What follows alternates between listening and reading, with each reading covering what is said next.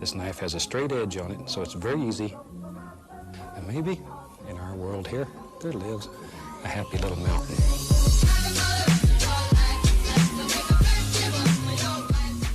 Hello à toi, j'espère que tu vas bien. Aujourd'hui je vais te parler de suppléments alimentaires et ceux que je te recommande de prendre en 2023. Alors petit disclaimer, tu sais très bien que les suppléments alimentaires c'est un supplément, c'est à combiner avec une alimentation déjà équilibrée, et si jamais tu ne désires pas prendre de suppléments, tu peux tout à fait faire des résultats à la salle, c'est pas du tout quelque chose qui est obligatoire. Les suppléments alimentaires c'est simplement une aide si jamais tu as besoin d'un petit plus à la salle, pour différentes raisons, et c'est ça qu'on va parcourir ensemble aujourd'hui. Tu l'auras sûrement compris, cette vidéo elle est sponsorisée par Women's Best qui est mon sponsor, car c'est la seule marque de suppléments que je consomme. Pourquoi je travaille avec eux? Parce que tout simplement c'est une marque avec des produits très qualitatifs et que les prix sont très abordables, surtout que tu peux combiner toutes leurs promos avec mon code promo qui est le code AMAIS20 qui t'offre moins 20% sur tout le site, en plus des réductions qu'il peut déjà y avoir. Donc vraiment tu peux faire des grosses affaires sur ce site, et si jamais tu décides de passer commande, n'oublie pas de passer par mon lien, soutiens mon lien avec la marque et je t'en serai énormément reconnaissante.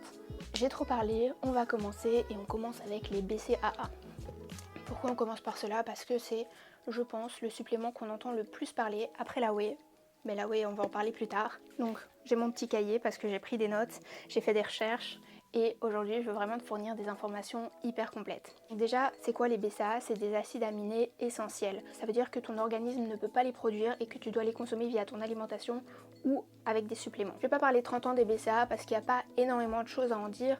Si jamais tu veux te renseigner plus, je te laisse faire tes propres recherches parce que c'est un supplément assez controversé et donc je vais te donner mon avis. Personnellement, je trouve que les BCAA c'est à prendre post-séance pour une meilleure récupération. Ça permet de nourrir directement le muscle après la séance et d'améliorer ta synthèse des protéines, et souvent après ta séance, c'est aussi recommandé de consommer des protéines, donc c'est vraiment 2 en 1. Par contre, si tu fais du sport d'endurance, donc pas comme de la musculation, mais vraiment de la course à pied, etc., ça peut être intéressant d'en consommer pendant l'effort, car ça peut t'aider à augmenter ta puissance anaérobie maximale. Les BCAA, c'est vraiment quelque chose que je consomme seulement après une très grosse séance pour faciliter ma récupération. Par exemple, après une grosse séance jambes, j'adore un petit shaker de BCAA avec de la créatine. Là mon pot il est quasi vide et il est sold out sur Women's Best pour le moment, donc j'attends vraiment de pouvoir faire ma commande. La créatine c'est vraiment le supplément qui est hyper hype en ce moment sur TikTok, et vraiment c'est pas trop hype pour ce que c'est vraiment la créatine, perso j'adore. J'ai recommencé à en prendre depuis début janvier, ça fait seulement 2 semaines et je vois déjà des résultats. Alors ça marche pas sur tout le monde, mais je vais t'expliquer ce que tu peux attendre comme résultat en prenant de la créatine. La créatine ça permet d'augmenter tes performances dans des sports qui sont courts et intenses. Donc la musculation c'est un sport court et intense. Il faut savoir que c'est un des suppléments les plus étudiés dans le monde avec la whey, et que du coup c'est un des suppléments les plus sûrs à prendre. Mais du coup c'est quoi la créatine? La créatine c'est un dérivé d'acide aminé présent dans les muscles. Tu en as déjà dans ton corps, même si tu ne te supplémentes pas. Tu synthétises en fait de la créatine tous les jours et tu en consommes souvent via ton alimentation si tu es omnivore, donc avec la viande, le poisson. Il me semble que tu en as beaucoup dans la viande rouge. Par contre, si tu as un régime alimentaire type végétarien, vegan, t'en as beaucoup moins parce que ça se retrouve très peu et dans seulement certains végétaux. Donc là, ça peut être intéressant de penser à se supplémenter. Même si tu manges de la viande, ça peut être intéressant de te supplémenter en créatine. Donc il faut savoir qu'on fabrique plus ou moins 2 grammes par jour via notre corps et notre métabolisme, et qu'on en consomme plus ou moins 1 gramme par jour en fonction de notre régime alimentaire. Donc ça fait 3 grammes par jour maximum sur ta journée. Il faudrait manger des quantités astronomiques de viande pour arriver aux 5-7 grammes. C'est pour ça que la supplémentation en créatine, c'est vraiment très utile. Il faut savoir que la créatine, elle est stockée dans les muscles sous forme de phosphocréatine et qu'elle sert à générer de l'ATP. L'ATP, c'est une molécule qui te fournit de l'énergie quand tu fais un effort. Donc avoir un plus haut taux de phosphocréatine, ça te permet de générer plus d'ATP et donc de fournir des efforts intenses plus longs. Alors, on entend souvent qu'avec la créatine, on peut faire de la rétention d'eau. C'est vrai, mais la rétention d'eau uniquement dans les muscles, et donc pas ce qu'on peut appeler rétention d'eau dans la vie de tous les jours. Quand tu prends de la créatine, tu peux avoir une petite prise de poids qui est simplement une prise d'eau dans les muscles. Tu dois prendre un petit peu de poids car tes muscles retiendront plus d'eau. C'est pour ça qu'on parle aussi de boire beaucoup d'eau quand on prend de la créatine, notamment due à cette rétention d'eau. Il y a plusieurs formes de créatine sur le marché, donc laquelle prendre? La moins chère. parce que la moins chère, c'est la plus assimilable. Donc pourquoi se compliquer la vie et le portefeuille à vouloir chercher des autres formes de créatine que la créatine monohydrate, qui est d'ailleurs celle que vend Woman's Best. Et vous avez d'ailleurs le label Créapure sur la créatine de Woman's Best, qui est une certification de pureté de la créatine. Alors l'idéal, vraiment l'idéal, c'est de la prendre après tes séances. Attention notamment que la créatine se dégrade au contact de l'eau, donc si tu fais ton shaker de BCA avec de la créatine avant ta séance, ta créatine sera un peu dégradée à la fin de ta séance quand tu vas décider de boire ton shaker. Donc c'est l'idéal de l'ajouter juste avant de prendre ton shaker. Tu peux décider aussi de te faire un shaker de créatine et de whey, car la créatine s'absorbe le mieux quand elle est combinée avec des sucres et des protéines. Au niveau de la prise, donc tu peux la prendre, on va dire, à n'importe quelle heure de la journée, mais idéalement après ton entraînement. C'est idéalement, hein, on parle d'idéal. Donc franchement, prends-la à l'heure que tu veux. Tu dois la prendre tous les jours. Ok, il n'y a pas de ces jours de repos, donc je prends pas de créatine. Non, la créatine, ça se prend sur une longue durée, tous les jours. Alors, il y en a qui parlent de phase de charge. Il faut savoir que c'est pas du tout nécessaire de faire une phase de charge où tu vas prendre du coup 20 grammes de créatine par jour pour saturer le muscle. Franchement, te complique pas la tâche, ça peut créer des ballonnements, etc. Donc ce que je te recommande, c'est simplement de prendre 3 à 5 grammes par jour pendant 28 jours et tu auras le même effet qu'une période de charge où tu prends 20 grammes par jour pendant 5 jours. Du coup, après ces 28 jours, qu'est-ce que tu fais ? Bah, tu continues à prendre 3 à 5 grammes par jour parce que la créatine, comme je te l'ai dit, ça se consomme sur une longue période de temps. Je te recommande de la consommer au moins durant 4 semaines et après, tu peux décider de partir sur des formes de cycle de créatine ou de la prendre en continu. Il n'y a pas vraiment d'études qui montrent ce qui est le plus efficace. Moi, je te dirais, si jamais tu commences à stagner en prenant de la créatine, donc après quelques mois, tu peux arrêter et attendre un mois et puis recommencer du coup à prendre 3 à 5 grammes par jour, tous les jours, même les jours de repos. Si jamais tu as des questions, n'oublie pas de les poser dans les commentaires, je me ferai un plaisir de te répondre. Ensuite, on va parler de la L-glutamine. C'est beaucoup moins connu et pourtant, je trouve que c'est un des suppléments les plus utiles. Il faut savoir que la L-glutamine, c'est un acide aminé non essentiel, ça veut dire que notre corps le produit et il le produit à 70%.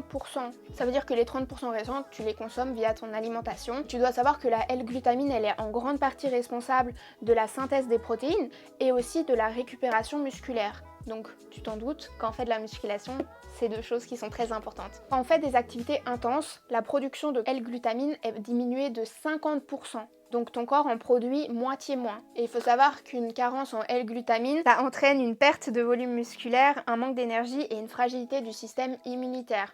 Donc pas top, de nouveau, quand on fait du sport et qu'on veut être en bonne santé. Prendre de la L-glutamine, c'est super intéressant pour avoir une meilleure récupération. Donc moi je l'ajouterais à ton shaker de BCA et de créatine. Mais il faut savoir que ça a aussi un impact sur ta flore intestinale car ça facilite le passage des nutriments et l'élimination des toxiques via l'intestin. Je vais maintenant te parler du pré-workout et là il n'y a pas grand chose à en dire parce que pour moi c'est le supplément qui est le moins nécessaire. Alors certains seront vraiment pas d'accord, perso c'est celui que je consomme le moins. Je le consomme uniquement quand j'ai besoin vraiment d'un gros boost avant une séance et que je n'ai pas envie de café. Car sinon le pré-workout c'est simplement de la caféine. Bon évidemment ils ajoutent d'autres petits produits et ça a un goût meilleur que le café si t'aimes pas le café. Mais en soi c'est exactement le même principe que de boire un café, c'est de te réveiller. Voilà. Si tu as besoin d'un petit boost avant ta séance, je te recommande de prendre un café ou du pré-workout. Ça, c'est toi qui choisis. Tu as aussi tout ce qui est forme de canette, etc. Mais sache que celles-ci ne sont pas végétariennes ni véganes car il y a du collagène. Donc ça va directement dans le tiroir de ma titi. Maintenant, on passe à ces 3 gros pots de whey qu'il y a derrière moi. Donc ici, je vais te prendre l'ISO et la fit, mais sache qu'il existe aussi de la vegan et personnellement c'est le type de protéines en poudre que j'aime le moins. J'ai vraiment les goûts les plus basiques, chocolat vanille. Déjà qu'est-ce que la whey? C'est simplement des protéines en poudre. C'est des protéines issues du lactosérum, donc du petit lait, et le petit lait, comment ça s'obtient? En faisant du fromage. Voilà. Par exemple quand tu ouvres un pot de yaourt et qu'il y a un petit liquide au-dessus, c'est du petit lait, du lactosérum, et c'est de la whey. Sauf que la whey, on va en isoler les protéines. À quoi ça sert la whey? Tout simplement avoir plus de protéines dans ton alimentation. Donc il faut savoir que quand tu es un sportif, il faut consommer entre 1,3 et 2,5 voire un peu plus grammes de protéines par kilo. Donc par exemple si on vise 2 grammes par kilo, imaginons que je pèse 60 kg, je fais tout simplement x2 et l'idéal ce serait du coup que je mange environ 120 grammes de protéines. Si je galère, un petit shaker de whey, ici il y a 24 grammes par scoop, ça peut être vraiment intéressant parce que du coup ça veut dire que je dois plus que consommer 95 grammes via mon alimentation et que mon shaker fait le reste. Du coup, est-ce que c'est obligatoire de prendre la whey quand on fait de la musculation? Absolument pas. Si tu arrives à avoir assez de grammes de protéines via ton alimentation, you do you, et c'est super. Si t'arrives pas, la whey ça peut être hyper intéressant. Alors tu peux voir qu'ici j'ai la FIT et la ISO.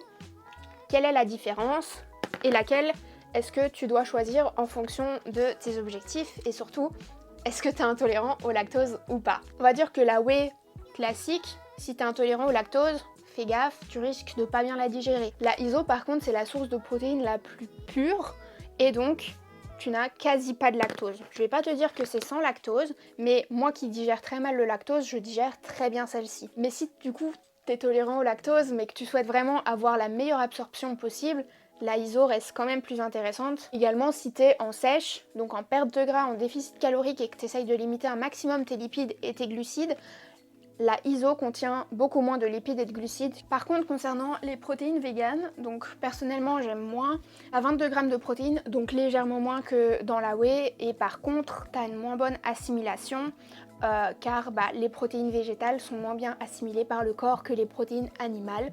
Ça, faut le savoir. Mais si jamais, voilà, tu as cette option-là. Concernant la whey, quand est-ce que tu dois la consommer?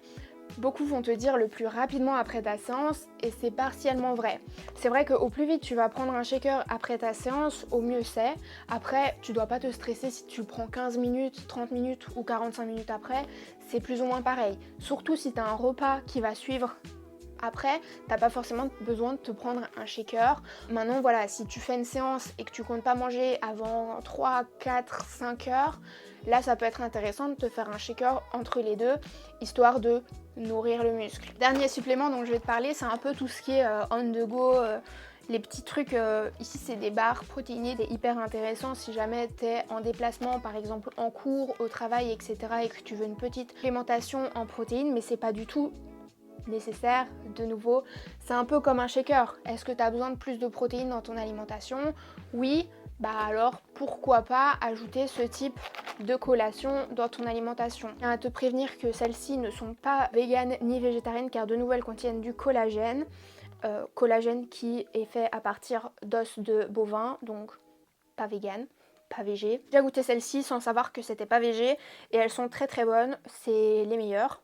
J'ai goûté d'autres, c'est mes préférées celles-ci. Women's Best propose aussi des cookies, des petits, comme les trucs au Nutella là, où tu trempes mais protéinés, du choco protéiné. Women's Best propose aussi plein de belles tenues, donc si jamais tu veux t'acheter un supplément et te faire plaisir en même temps, c'est peut-être le bon moment. J'ai encore un peu de temps avant que la vidéo soit trop longue, non? Du coup je vais répondre à vos questions. On me demande si la whey isolate est bien quand on veut sécher ou si elle est trop grasse. Justement, la whey isolate est censée avoir moins de lipides que la whey classique et du coup peut t'aider si jamais tu veux atteindre un déficit calorique. Quel est selon moi le meilleur type de protéine en poudre? Pour moi c'est la isolate car je digère mal le lactose et que je la trouve plus aérienne. Maintenant la fit whey elle est très très bien aussi. Si jamais tu digères bien le lactose, elle est moins chère. Donc ça peut plus rentrer dans ton budget. Peut-on prendre de la créatine en perte de poids? Oui, et c'est même une excellente idée car elle peut t'aider à continuer de prendre du muscle en perte de poids, donc en déficit calorique, et dans les déficits caloriques très importants où tu risques de perdre du muscle, elle peut justement contrer cet effet. Donc pour moi c'est un grand oui. Salut, est-ce que la créatine te fait des boutons d'acné? Alors personnellement c'est pas ça qui cause mes boutons d'acné, c'est plutôt la régulation des hormones post-arrêt de pilule et le stérilet de cuivre, mais sache que ça peut potentiellement t'arriver car même si c'est un des suppléments les plus recherchés et les plus sûrs, il existe des effets secondaires.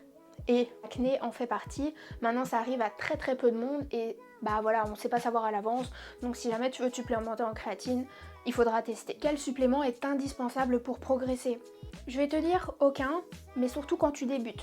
Quand tu débutes vraiment avec une bonne une bonne alimentation, tu peux faire des progrès incroyables. Au plus les années d'expérience vont augmenter, au plus tu vas ressentir ce besoin de ajouter quelque chose dans ta routine parce que tu vas commencer à stagner. Du coup, pour moi, quand tu commences à stagner, le meilleur supplément, c'est la créatine. Comment je gère l'alimentation végétarienne, association, combinaison, prot, VG pour muscu. Alors, je vous ai fait une vidéo sur Insta il n'y a pas longtemps de mes courses en tant que végétarienne, comment j'ai mes protéines. Il faut savoir que, bah voilà, quand je suis chez moi, c'est très facile. Je mange des œufs le matin, je mange quelque chose d'assez protéiné à chaque repas et si jamais je me fais une collation. Maintenant, quand je suis en déplacement, donc quand je suis chez mon copain, quand je suis au resto, parfois, bah du coup, les végés, vous connaissez, au resto, les pâtes, légumes et les assiettes, bah t'as que des légumes cuits au four. Sympa, merci, on pense à nos protes. Ça m'arrive souvent d'aller au resto et de manger genre 10 grammes de protéines sur mon repas. Rien du tout. Du coup, souvent, quand je vais au resto, je sais que je dois compenser soit sur mes autres repas, soit me prendre un shaker. Du coup, voilà, je pense que j'ai répondu aux questions les plus intéressantes. Mais comme d'hab, si jamais t'en as, n'oublie pas de me les poser dans les commentaires ou de m'envoyer un message Insta. Je réponds à tous les messages. Voilà, c'est quelque chose qui me tient à cœur. Il n'y a pas un message que je laisse qui n'est pas répondu. Et aussi n'oublie pas de t'abonner et de lâcher un petit pouce, ça fait toujours plaisir parce que j'ai très envie de développer cette chaîne, donc voilà. En attendant, on se dit à bientôt et si jamais tu as des vidéos que tu veux absolument voir sur cette chaîne, tu m'écris. Bisous.